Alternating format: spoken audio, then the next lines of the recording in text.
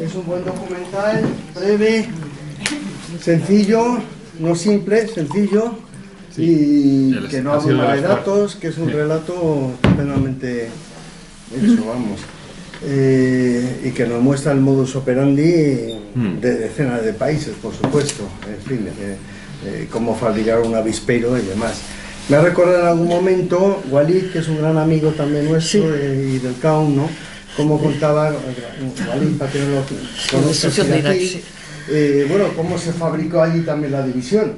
Es decir, antes de la entrada de la OTAN y de Estados Unidos, no había suníes, sí, cada uno era lo que de su padre y de su madre, había matrimonios mixtos y no había problemas. Y ahora es una división tremenda como la creada allí. Bueno, ¿alguien quiere si quieres hago un poco de contexto, un poquito más. Yo creo que sí, debemos ¿Queréis hablar antes? Vale, sí, vale, un poquito sí, para contaros por qué es así, por qué lo he hecho y por qué es tan corto y todo. A ver, esto está diseñado para YouTube. O sea, mi objetivo era, pues como digo, sacármelo del pecho, porque es una cosa muy compleja, una cosa que no se ha entendido, que yo he estado toda mi vida, yo he estudiado aquí y claro, la gente decía, pero ¿qué está pasando? Entonces, yo ni sabía explicarlo, ni tenía tiempo, porque la respuesta requiere como, pues todo esto, ¿no? Requiere contexto, requiere historia, requiere explicaciones, verdades incómodas, y entonces me ha llevado pues 20 años sintetizar, primero encontrar el momento, y un poco digerir aquello, porque sí es un trauma, yo no he sufrido la guerra, he estado aquí, pero a nivel digamos de psique, ¿no? O de familia, o de estas cosas que se forjan en la infancia y que quedan como rotas en caso de guerra, pues yo he necesitado mucho tiempo en decir, ven, este es el momento. También falleció mi padre, entonces dije, es como, esto lo tengo que contar, y contarlo de la mejor forma que sé, así que digo, pues voy a hacer un vídeo para que lo vea quien pueda, quien quiera, quien le interese, que no hay tanta gente que le interesa una guerra de hace 25 años, pero parece que sí. Hice el vídeo, lo saqué en noviembre y lo ha visto muchísima gente, sin que lo haya promocionado, y bueno, aquí digo que me escriban, me escribe bastante gente, en fin, ha ocurrido algo positivo. Eso es un poco el contexto. Hay un esfuerzo grande de síntesis, porque no quería hacer un tratado, una tesis doctoral, es como una pastilla, que, como digo, no lo cuenta todo, pero cuenta algunas cosas que me parecen importantes, y es para alguien que le interesa y que no sabe nada, pues un punto de entrada. Oye, estudia, lee, las cosas quizás no son como creías, o bueno, hay más por ahí, ¿no? Sí. A mí el documental me gusta muchísimo porque me gusta muchísimo el enfoque que le has dado. Y me sigue conmoviendo. Porque claro, yo, aparte de que reconozco imágenes, o sea, claro, porque son de tus documentales. Sí, claro. Y ese hombre con los brazos así abiertos, sí. ese yo lo tengo clavado, eso fue en Nice y está en los escombros de su casa, ¿no? Voy a por dar contexto. ¿Por qué conozco yo a Boris? Pues conozco a Boris por su padre, a quien está dedicado este documental. Y yo estaba en Belgrado, estaba ya los bombardeos de la OTAN, y de repente en el hotel en el que estaba, de la recepción, me llaman y me dicen, hay alguien que está preguntando por ti. Bueno, bajo y me encontré con tu padre, con Sasha, al que yo no conocía, y me cuenta, es que estoy en Madrid viendo cómo bombardean mi ciudad y no puedo aguantarlo. Y se plantó ahí, que es así. Y de ahí, bueno, pues nació una amistad estupenda, y me vino además estupendamente porque me ayudó mucho a conocer gente, que es muy importante cuando estás intentando informar de otro. Pues eso, por tener el contexto también hay un impulso que yo creo que tu padre está ahí. Absolutamente. Y claro, quiero añadir que cuando tuve el primer montaje, la primera persona que llamé fue a Teresa, porque el enfoque, el tono, ¿no? Como elegir bien las palabras y como no caer donde no quiero, ¿no? Digamos, dar una visión para que bueno, pues al final esto es una guerra que no se ha enfriado. Esto no es una guerra de hace 100 años. Aquí hay muchos bandos que están todavía, hay gente herida, hay gente cabreada, hay gente posicionada. En los Balcanes esto no lo encaja todo el mundo bien, porque claro, es como esto... ¿Esto que defiende, no? Sí. Porque la gente está posicionada, porque el nacionalismo... Porque si tú estás fuerte. Aquí, el otro está enfrente... Claro, es como, pero ¿a qué me vienes a contar?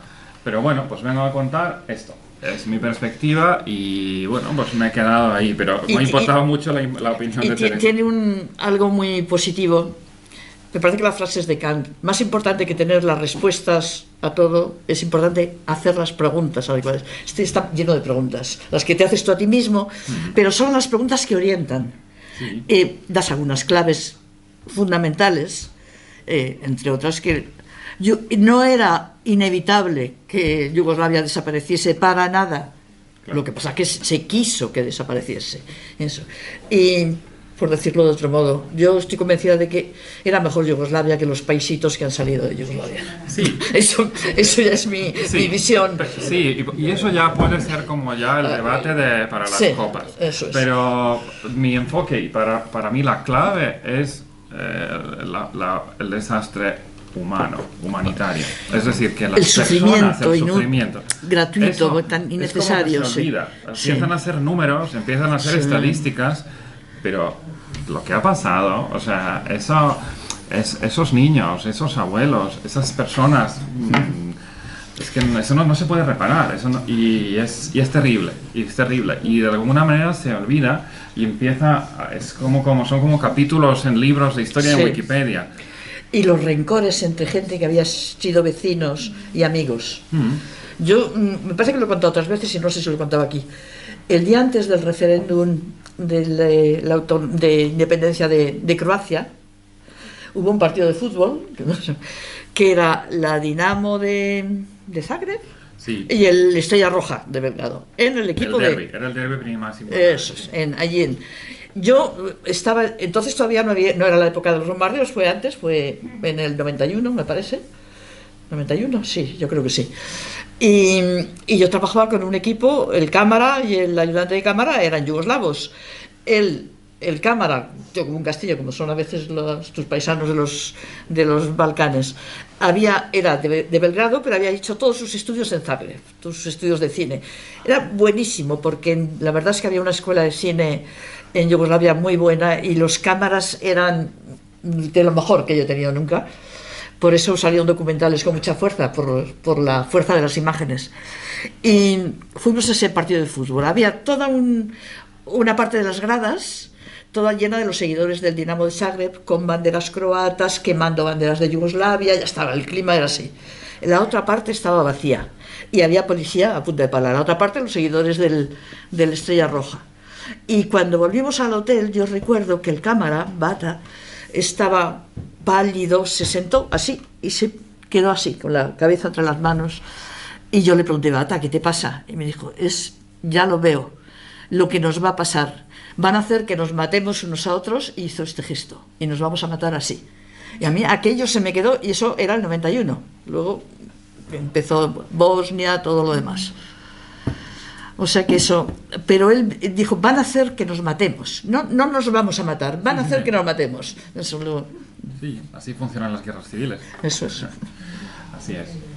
Pero bueno, no sé si queréis preguntar alguna cosa. Me saltaba la parte más importante, que hablaréis vosotros, claro. Bueno, a ver, María. Me he emocionado, me voy a poner de pie porque yo soy pequeña. Me ha gustado, me ha emocionado, me ha informado el documental muy bien, como dice Teresa. Me ha gustado mucho el enfoque, no es lo habitual. Eso es. Y bueno, me ha gustado mucho. No sé, te voy a hacer una pregunta muy elemental.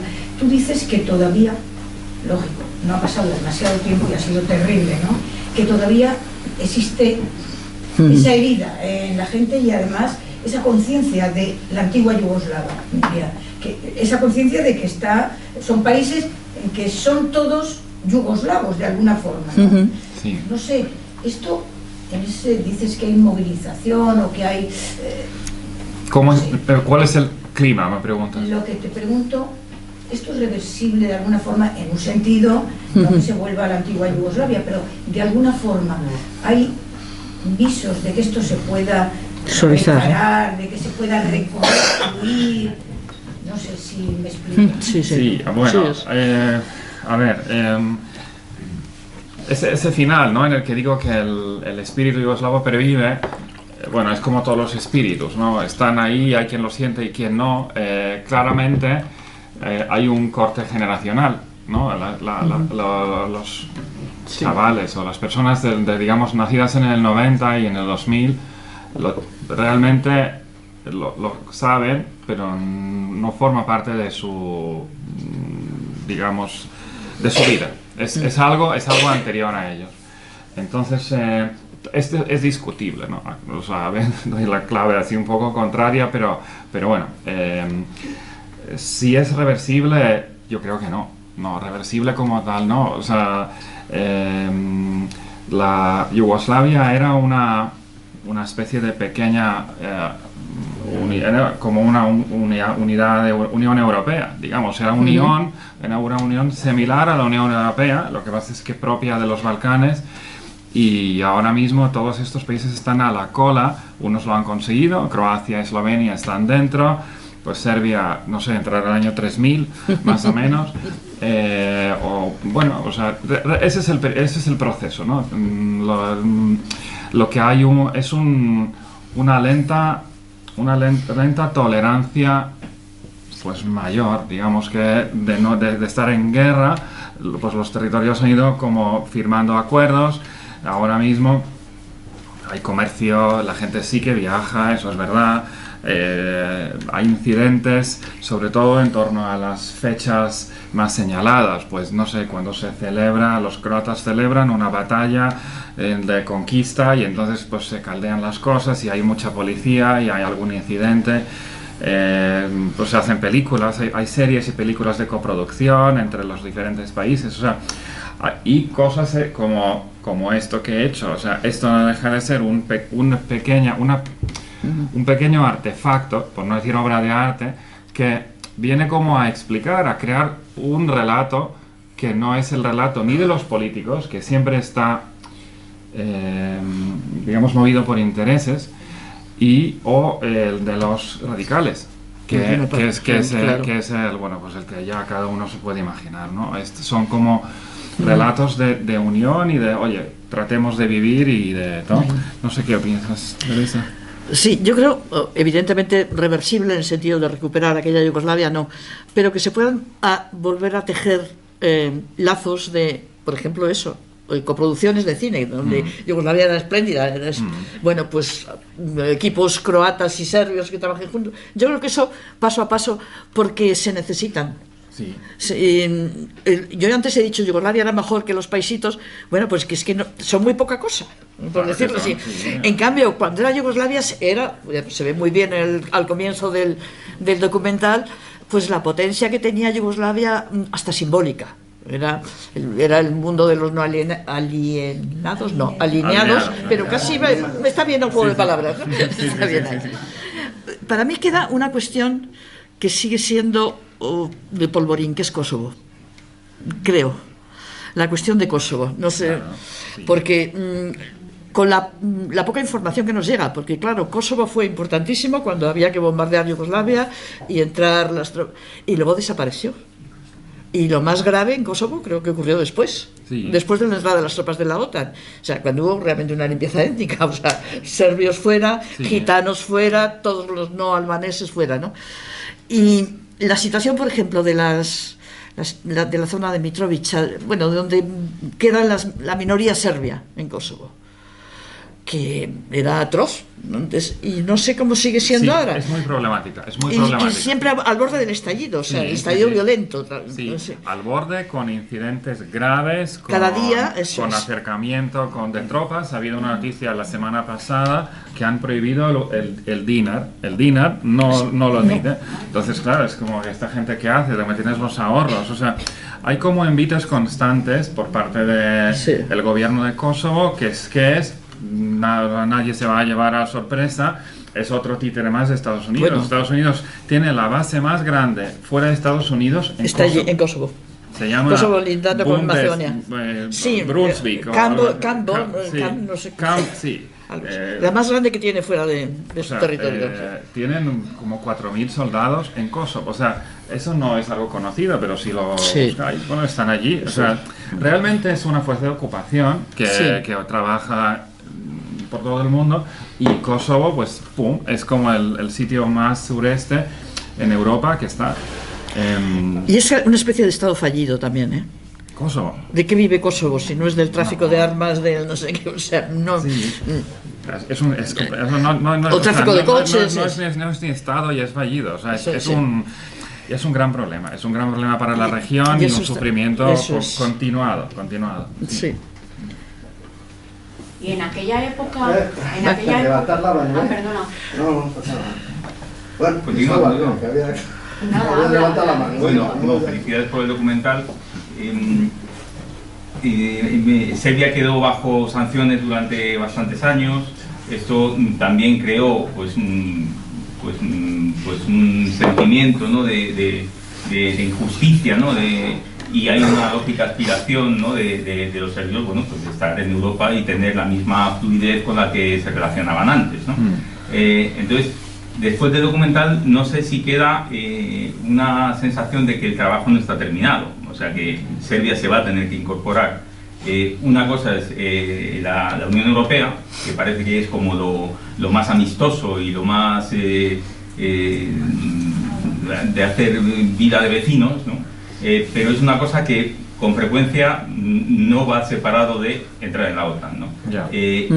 Ha habido en los últimos tiempos, hubo creo que una situación concreta en que se habló de que se estaba preparando una especie de Maidán o de levantamiento tal. O sea, esto parece que no está terminado el trabajo y que todavía cabe esperar noticias, ¿no? No sé si puedes comentar sobre eso.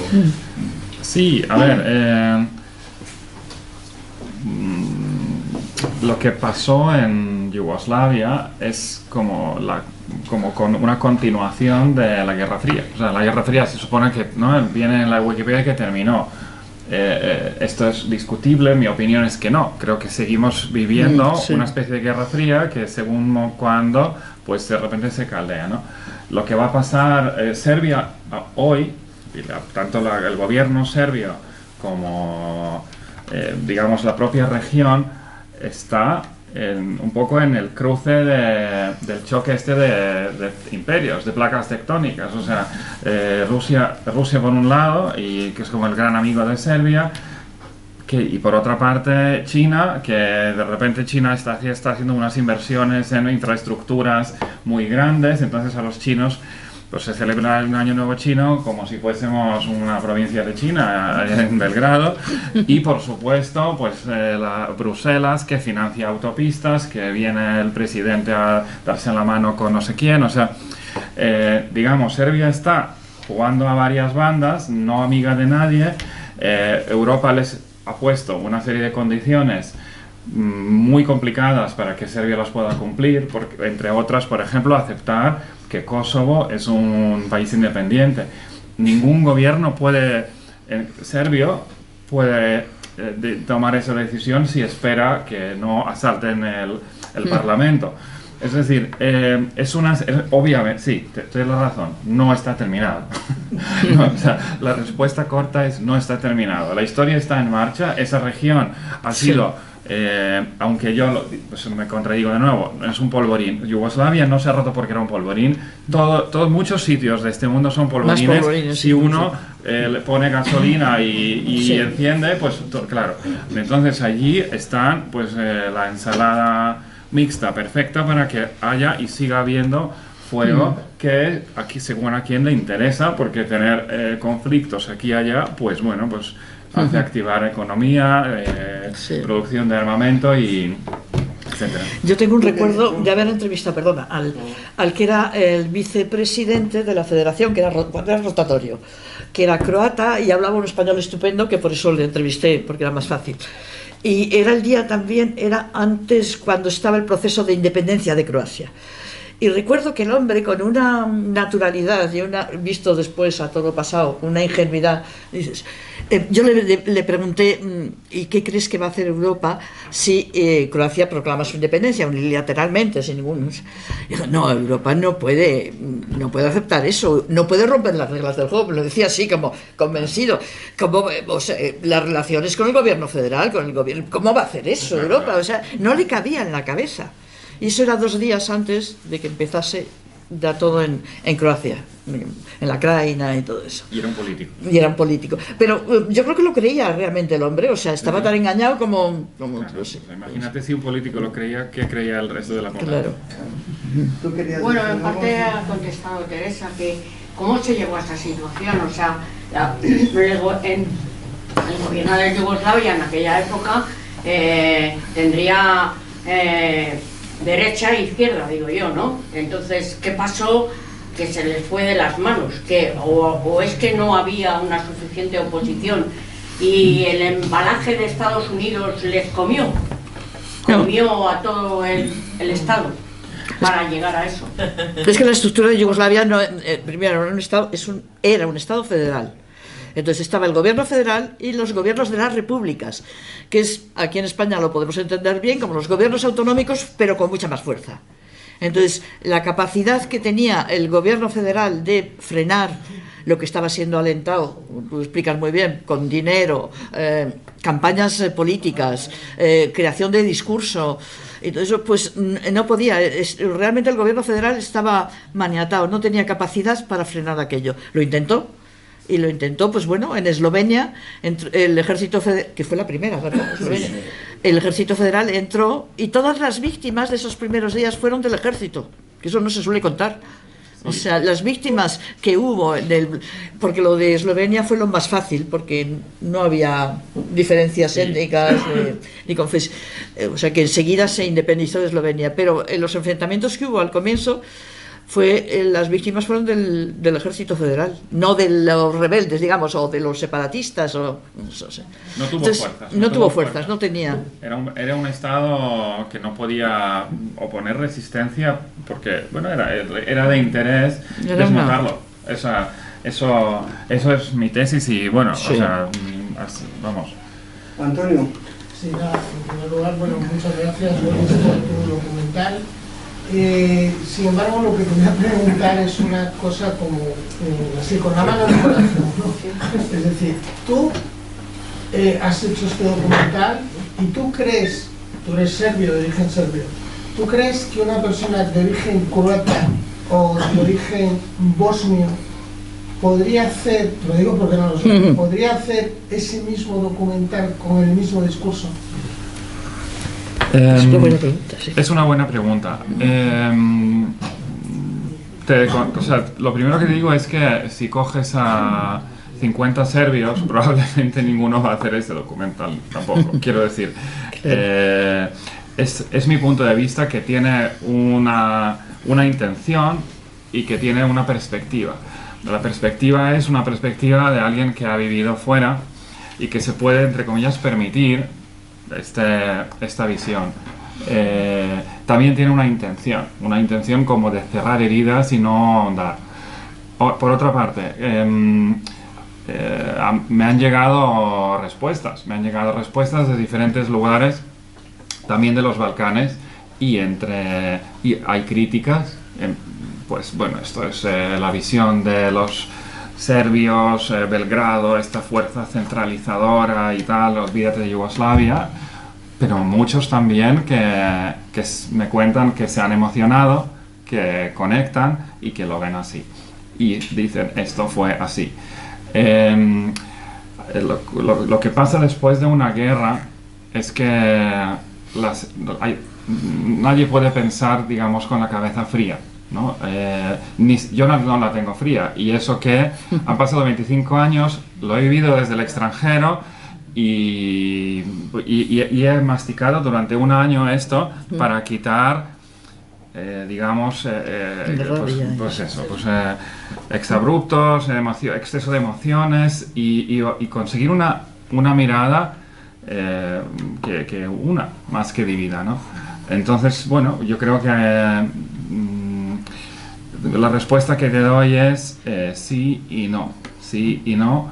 Y creo que entiendes, o sea, depende de la persona, ¿no? En algún momento, creo que se menciona una conferencia de países no alineados, ¿no? Al comienzo. Sí, la primera. Sí. No recuerdo qué ocurre ahí. La primera conferencia de los países no alineados. Es como la presentación Sí. de ellos, sí. ¿No? Es el año que la primera vez que se reunieron, me parece que fueron 90 países y a partir de ahí fueron creciendo. Sí. Vale. Que sería los años 50 o así, 61, ¿no? es 61. No, Sí, es 61. Es que en el 55, me parece, es la conferencia de Bandung, que es donde empieza la iniciativa. Sí. Y luego viene Culmina en el destrozo 61. de Indonesia. Ah, ya. Ya, claro. Un poco ahí también de contexto. Yo solamente al hilo de, lo ha insinuado también algún compañero o compañera, ¿no? De que esa Yugoslavia, que desde luego yo he conocido más en sí, que ahora los países, las repúblicas que lo integran, y como decías tú, en el baloncesto, en todo, estaba como muy presente, pero me reflexionaba ahora, después de tanto tiempo, ¿no? Que eran 6 repúblicas, 6 repúblicas que cómo funcionó para que eso explosionase tan rápido, tan fuerte, y para esa creación tantos odios, tantas matanzas, todo eso, porque eran 6, ¿no? Alguien decía, pues si alguien podía haber defendido, pues ese Estado federal, ¿no? Porque no está un poco extraño un Estado federal. Es lo que era. Pues digo que no es una cosa que parezca raro, todo mucho lo hemos también pedido para otros sitios, ¿no? Por aquí mismo. Entonces, no recuerdo bien, o me podéis ayudar a recordar, a reflexionar sobre eso, cómo explosionó tan... Yo creo que Boris da bastantes claves en el documental. Una es la económica. La primera, ¿no? No sé si estás de acuerdo. Sí. O sea, el derrumbe económico, de haber sido una sociedad bastante próspera, bastante, no se vivían bastante mejor que en España, con unas... el deterioro económico, que viene potenciado de fuera, crea un poco la base para que surjan los nacionales. Claro, es verdad que Yugoslavia tiene una historia mucho más dura que, por ejemplo, lo que ocurre aquí, por ejemplo, entre vascos y castellanos. Yo que soy vasca lo puedo decir. No tenemos una historia de matanzas terribles. En la Segunda Guerra Mundial, durante la ocupación nazi, pues las matanzas de serbios por los fascistas croatas fueron atroces, las más atroces de la Segunda Guerra Mundial, y eso según lo dice la británica, o sea que está esa memoria muy dura, muy dramática, lo cual hace más criminal la actuación de los políticos europeos que sabían lo que podían desencadenar. Eso no hacía falta saber mucha historia para saber que hay, si hacías de... Hombre, yo recuerdo que el referéndum de autonomía de Croacia estaba todo lleno de banderas croatas, pero es que la bandera croata, que por ejemplo iba a ser la bandera de una zona de Croacia, la Krajina, de población serbia, de generaciones, era la misma que habían tenido durante la época de la ocupación nazi. Es como si a un judío europeo o alemán le dices que va a estar en un estado con la esvástica de bandera. Entonces había cantidad de símbolos de esos que eran hirientes, que eran de... Sí. Te pongo como una pequeña metáfora, como el efecto Titanic, ¿vale? Imagínate que resulta evidente de la noche a la mañana, una cuestión de 6 meses, un año, que Yugoslavia se va a romper. Entonces es un sálvese quien pueda, ya se ponen todos a la cola porque los teléfonos van sonando por detrás. Porque esta ley que pongo, que además hay un enlace, es muy interesante porque Estados Unidos, pues bueno, te lo tiene por escrito y se puede consultar, está en internet, un enlace a la ley del Congreso del año 89-91, en la que dicen que ellos citan los tratados de Helsinki, pero mi lectura es porque el Pisuerga pasa por Valladolid, lo que van a hacer es potencian y animan a las diferentes repúblicas a independizarse.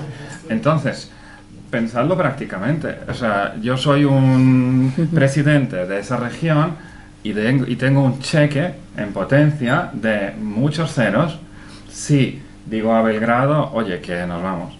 Entonces, ahí pues ya no hace falta Maidán, las sofisticaciones, es una cosa mucho más simple, pues tirar de la palanca del nacionalismo y decir, ¿dónde vamos a estar mejor? Con estos, con la Unión Soviética, pensar que la Unión Soviética se está cayendo, ya no está ese backup. China queda muy lejos, China no existe, no se sabe dónde está en el mundo, pero la Unión Soviética como el backup del socialismo y demás, o el comunismo, no existe. Y entonces, ¿dónde te vas a quedar? Pues nada, así cae. Así cae. Claro. José Antonio, ¿no?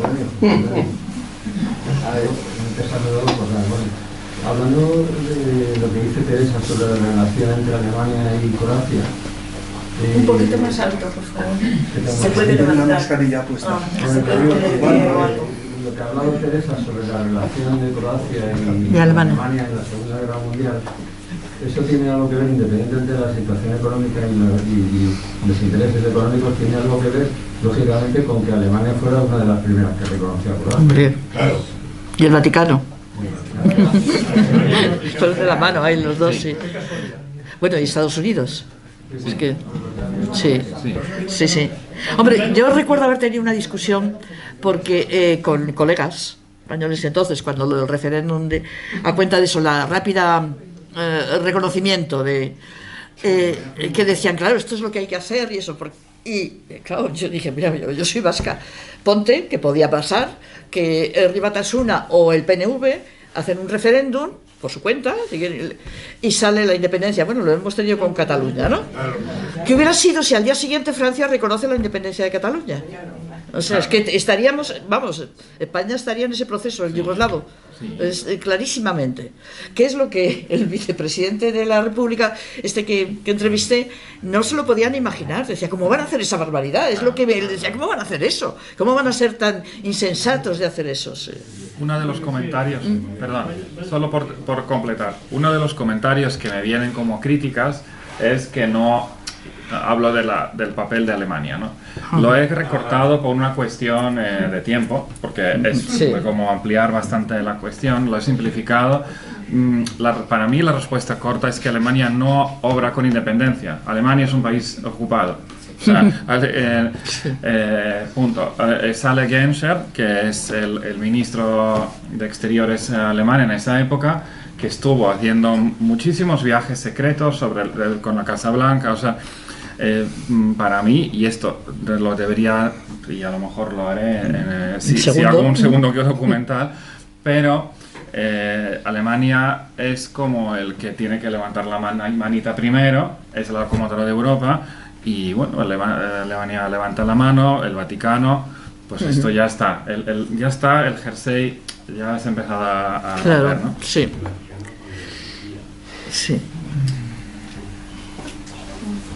Me gustaría saber cómo se afronta el tema educativo, porque igual que aquí en Occidente es el relato, es verdad, con muchos mantras, o sea, más que nada de forma autodidacta. Yo puedo dar, por ejemplo, porque me interesa por mi parte y ha sido mantra de no, esto tenía que ser así. Y si se profundiza lo que es la figura de Tito, por ejemplo, pues se pasa de puntillas, como pasa aquí en Occidente. Me interesa saberlo, el tema educativo. Pues no te voy a poder contestar bien. O sea, yo me he encontrado como con mucha incultura y desconocimiento. La gente joven, a mí me han dicho en Serbia, por ejemplo, joder, pues he aprendido un montón, ¿no? Como gente joven que aprende de eso, digo, pero ¿qué dices? O sea, pero es que esto, o sea, lo sabrá todo el mundo, pero al final son cuestiones incómodas. Es algo incómodo de lo que no se quiere hablar. Es algo que yo creo que tiene que ver con las posguerras, creo que tiene que ver con las heridas, creo que quizás tiene que ver con la mentalidad balcánica, pero la gente prefiere hablar de cualquier otra cosa, de alegrarse, o de lo que pasa en China, o en Argentina, o en España. Por ejemplo, a mí me dicen, no, te voy a explicar yo cómo es la política española. O sea, eso también es la mentalidad balcánica, ¿no? Pero me interesaría echar un vistazo a los diferentes libros de texto. Sí te puedo decir que, claro, cada pequeño país ha hecho su pequeña historia. Claro. O sea, entonces, pues igual que, no sé, pues Cristóbal Colón, según qué libro leas, pues va a ser, no sé, si catalán, veneciano, de Nápoles, o pues ahora de repente, pues por ejemplo, os pongo un ejemplo conocido, Nikola Tesla, ¿no?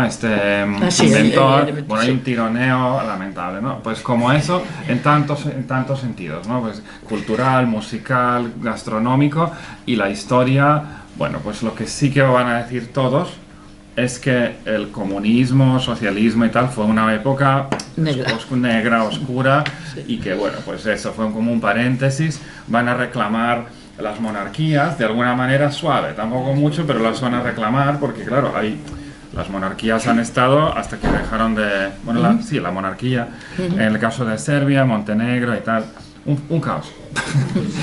Un caos. Un cacao. ¿Tito de dónde era? Croata. Bueno, yo voy a contar una anécdota pequeña. Yo estudié periodismo con una yugoslava, se murió muy joven, Banda Hajduka, Lukenic. Es decir, su padre era croata y su madre serbia. Y cuando yo le pregunté, cuando estalló todo esto, no entendía nada. Me contó lo mismo que has dicho tú. Yo me he educado con bosnios, musulmanes, de aquí, y es que no lo entiendo. Se murió sin haberlo entendido. Me hubiera encantado ver este documental. Sí que es verdad que es imposible que ahora haya ninguna activista que cure muchísimas heridas, porque hemos visto películas, por ejemplo, de lo de Bosnia, o hemos visto juicios tremendos, y se entiende perfectamente que los vecinos a veces se lleven bien hasta que salga, ¿no? Y es que está pasando en muchos sitios, en la política, en las nacionalidades. Por eso quería saber lo de Quito, porque cuando mi amiga Banda murió, fui a verla, murió con 59 años de cáncer, de bastante, y en un momento me dijo, y ese es mi abuelo el fascista, así, tal cual, porque ella era mitad y mitad, pero bueno, pues era su abuelo, y lo dijo con una naturalidad que a mí me parece un poco fría. Pero es que es así. Sí, claro. Si ella era serbo-croata, pues tenía una rama que había pues que a lo mejor había sido el abuelo había sido Ustasa. Claro. La madre era súper serbia, es la historia de muchos muchos balcánicos. Parte del drama de la ruptura de Yugoslavia es eso, es por dónde cortas, cómo se corta la familia, ¿no? Yo de qué soy, ¿no? Y es esto que ha incidido en el documental, es tener que cuestionarse, pero vamos a ver, entonces, para nosotros, ¿qué somos, no? Claro que la gente de Belgrado, pues a lo mejor tiene menos dudas, o gente del sur de Serbia, tal, pero gente de estas regiones limítrofes, claro, es que si yo me he casado con una bosnia, pues si aquí hay dudas y problemas en Navidad, que en qué casa se cena, imaginaros con esto. O sea, es un drama enorme, es una herida, es algo terrible. Y otra cosa, también, es la historia que está también contando el autor Nawad, que es libanés y tiene la herida de su guerra y la va soltando haciendo obras de teatro. Pero es que para que tú consigas esto hay que pasar por generaciones, yo calculo más o menos, porque yo lo vi una vez en una guerra civil, deja 2 generaciones tocadas y poder reaccionar. Luego ya se empieza, pero no sabemos hacia dónde. Lo que pasa es que yo creo que hay un elemento añadido, que ha sido como se ha contado, por lo menos aquí. Entonces, como se nos ha contado la historia de los malísimos serbios, equiparables a los nazis, y el resto víctimas, eso es muy difícil si tú eres, pues, tú que eres de familia serbia, y tienes otra visión, y la realidad te da otra visión, porque si la analizas no es eso. Pero ¿cómo rompes esa que está en las películas? Las películas, yo no puedo ver una película sobre lo de Yugoslavia porque me pongo de los nervios, o sea, porque noto la trampa constantemente, sobre todo si son películas americanas, estas además con ese tono de buenismo del periodista maravilloso que va y se encuentra con la barbarie balcánica y eso. Y entonces ese relato está claramente ahora cuestionado por la realidad, porque hay muchísima gente que se ha dado cuenta, por ejemplo, que lo de Kosovo nos mintieron a todos, no solo en otras cosas, ¿no? pero ¿cómo restaurarlo? O sea, ¿cómo dejar... hacer que no haga tanto daño? Porque desde luego ser serbio ahora mismo y moverse por Occidente es difícil, ¿eh? Porque te van a salir enseguida. Bueno, les va a pasar a los rusos, ya les está pasando ahora. Sí. Eso también. Pero que aunque parece una cosa menor, lo del relato, lo de la percepción que tiene la gente, no, yo creo que no lo es, ¿no? Sí. O sea, no lo sé. Yo quizás también para hacer esto he tenido como que masticarlo y colocarlo en algún lugar de la cabeza, ¿no? Creo que estamos viviendo en una época en la que el relato simplista está de alguna manera ya viéndosele la tramoya. Y hay a quien le interesa, y lo puede ver, y hay cada vez más ejemplos. La gente está más educada en lo que es propaganda y viendo que los relatos sencillos ya no los compra, porque esas películas, incluso de los 90, de los buenos y de los malos, siguen como casi como la de los vaqueros y los indios. No son mucho más complejas. No son mucho más. Pues ponen, los filman en Bosnia y tal, pero al final, bueno, si es un domingo por la tarde y te quieres quedar dormido, pues puedes... Pero quien se interesa un poco de verdad, quien sigue un poco las noticias y quien sabe cómo funciona el mundo, creo que con cierta facilidad puede llegar a ver una complejidad más grande. Pero bueno, efectivamente, o sea, se ha sembrado una visión que no va que es muy difícil, que va a costar que salga. Y desde luego lo de las generaciones es así. O sea, cuando hay una guerra, la herida queda. Y si has tenido una muerte violenta en tu familia, eso no se te va. Eso no se te va. Ya pueden venir 1000 cineastas, pacifistas y tal. Bueno, solo muy poca gente tiene, no sé, capacidad de perdón o algo así, pero son, no sé, como santos, ¿no? Quizás. Pues todavía. No, yo solo quería romper una lanza por la cantidad de mujeres que están tratando de curar a las mujeres, porque tú has dicho que fue de aquellos niños, de los abuelos, de las personas. Las mujeres en las guerras balcánicas lo que sufrieron no tiene nombre, es indescriptible. Y las mujeres, yo he trabajado con las mujeres de negro contra las guerras que hay en Serbia, que son unas mujeres súper valientes, súper perseguidas por la policía, por el régimen, por todo el mundo, y tienen todas las dificultades del mundo para trabajar con la gente joven, que es lo que menos esperanza les da, porque la gente joven no quiere saber.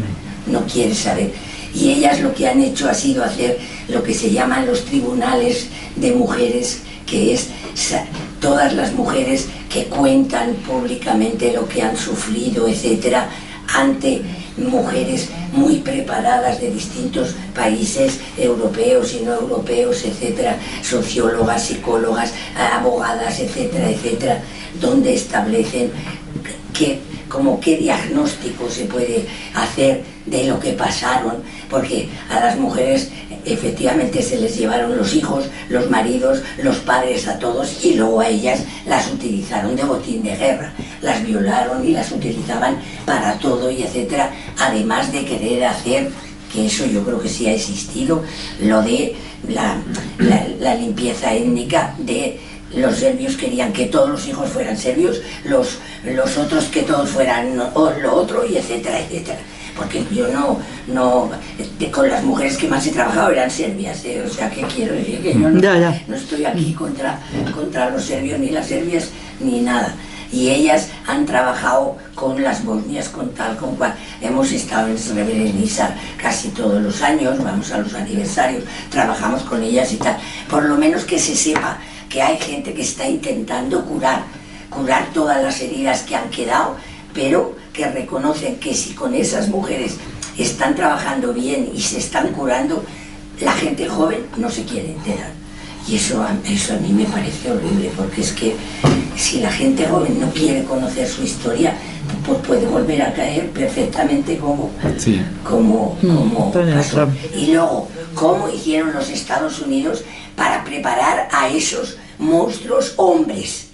Sea Tushman, sea a Milosevic, a Mladic, a Karasnik, a todos. Pero ¿dónde encontraron esas joyas? ¿Cómo hicieron para encontrar esas joyas? Hombre, yo creo que no hace falta que los Estados Unidos se preparen, ¿eh? No, o sea... Las joyas salen solas. De todos modos, Katia, yo te voy a decir, yo no clasifico, no creo que las mujeres hayan sido más víctimas que los hombres en las guerras. No lo creo. Y creo que los datos de la realidad desmienten eso. Has mencionado Srebrenica, más allá. En Srebrenica a los hombres se les degollaba. Allí es donde a las mujeres se las viola, a los hombres se les degüella y a veces también se les viola. Entonces, 392. Sí, esa cifra yo no sé de dónde sale. Cuidado con las cifras, que también es otra. Que nos han metido unas cifras que nunca nadie te dice la fuente. Te quiero decir que yo no lo analizo en términos mujeres-hombres. Creo que no. Yo no quiero dar solo ese, lo que pasa que es el único punto de vista que yo conozco de los Balcanes. Las mujeres de negro, ya. Yo lo que quería era romper una lanza por la gente que está en... No, ya hay otras... Claro que hay gente. Las mujeres, curarlas y trabajar juntas. Bosnias, croatas, eslovenas, serbias y todas. Eso quizás... No hacen diferencias. Es como si estuvieran en la Yugoslavia de antes.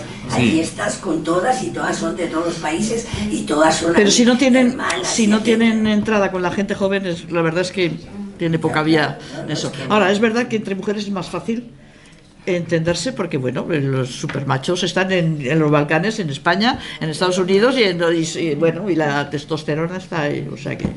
Sí, pero lo que pasa con la gente joven es justo lo que decía. Hay como un cerrar los ojos, porque es terrible, además porque, o sea, yo creo que tiene que ver algo la mentalidad balcánica, que es no querer ver, ¿no? Cuando ha pasado algo malo, como dejarlo ahí, ¿no? Sí, y la actitud sana, por ejemplo, cuando veo pues procesos como se ven aquí, pues víctimas de ETA, esto, pues como la película de Ciervo Yaín, o sea, digamos, eso es algo complejo, es a mí me parece muy valioso, y iniciativas como la que dices deben ser pues de las pocas que intentan crear, porque al final es crear un relato, poderlo hablar. Y bueno, yo he hecho aquí mi granito de arena y sí he visto manifestaciones de las mujeres de negro, o sea, como que algo del pasado se cuenta y se analiza de alguna manera. Pues mal que mal, pero hay que hacerlo, es lo que hay que hacer. Bueno, pues muy bien. Yo me quedo con que, no sé, lo fácil que es construir un relato de odio, diseminarlo, crear un avispero. Yo me jubilé hace poco, he estado en las clases en la Complutense, digo por los jóvenes, lo que se ha dicho, los jóvenes. Hay un problema añadido ahora en la juventud, nos atañe a todos, pero el tema de las tecnologías, del móvil, hay un problema de concentración y de prestar atención continuada y profunda a algo que es la leche. Entonces todo pum, pum, pum, pum. Y eso es un problema grande. Y es tan fácil, efectivamente, diseminar el discurso de odio y luego desde lejos decir, uy, en el Congo cómo se pega. ¿Qué carácter tienen, no? No, pues se está haciendo desde aquí. Claro, Irán e Irak entraron en guerra y Donald Rumsfeld iba a vender armas a un lado y a otro. O sea, el interés por la paz que tiene Estados Unidos de toda la vida, ¿no? Bueno, vamos a ir cortando, pero queda levantada la mano después. Para abundar en ese tema, creo que también es un peligro los medios de comunicación y el periodismo, que ya no hay periodismo. Mi amiga era de periodismo, yo también. Y el problema también está no solo en las máquinas, sino en lo que entonces de las máquinas. Por supuesto. Y las teles y todo. Bueno, cada vez que digo bueno, alguien levanta la mano. Vale. Respecto a lo que decíais de la concienciación de la gente, de que se da cuenta, creo que una muy pequeña parte de la gente es consciente y si no mira los resultados de las elecciones, ¿no? Entonces hay aquí una cosa que a mí me ha hecho pensar que quizá podría servir, lo digo como los dos estáis periodista, cineasta, hacer por esto, ¿no? Y es que desde hace mucho tiempo, pues yo creo que no es muy difícil llegar a pensar que a la vista de lo de Yugoslavia, de lo de la de Palestina y de infinidad de cosas, estamos gobernados realmente por, no sé si decir criminales, por gente muy insensible y que eso que conlleva una perversión profunda. Y esa perversión profunda, no porque se puede relacionar, también es la que está deteriorando nuestra sociedad y el estado social, y el futuro es negro, ¿no? Por ejemplo, los agricultores que están ahora protestando, pues no tienen nada que hacer, porque hay unas pautas de la Comunidad Europea que implican que se va a dar preferencia a la industria a la agroindustria, ¿no? No tienen nada que hacer. Cuando protestan la sanidad, pues tampoco, porque la Unión Europea prevé que se vaya eliminando la sanidad pública para dar paso a las privadas. O, ¿qué iba yo a decir? Que dice la sanidad, bueno, en casi todos los ámbitos, ¿no? Entonces, esa misma perversión, creo que se podría hacer un trabajo, esa misma perversión que provoca estos conflictos tan tremendos, es también la que está deteriorando y que va a llevarnos a una sociedad, parece ser, y mucha gente lo prevé así, mucho peor, y que ya lo está sufriendo mucha gente, ¿no? Vienes en los índices de pobreza, que no se habla tanto. Bueno, será que se me ha ocurrido respecto a esto por si no sé, que podría ser una cuña para que muchos se dieran cuenta de cómo está la perversión actuando internacionalmente y cómo está también esa misma perversión actuando a nivel nacional. Muy bien. Bueno, pues lo dejamos aquí, yo creo. Un aplauso para él. Muchas gracias.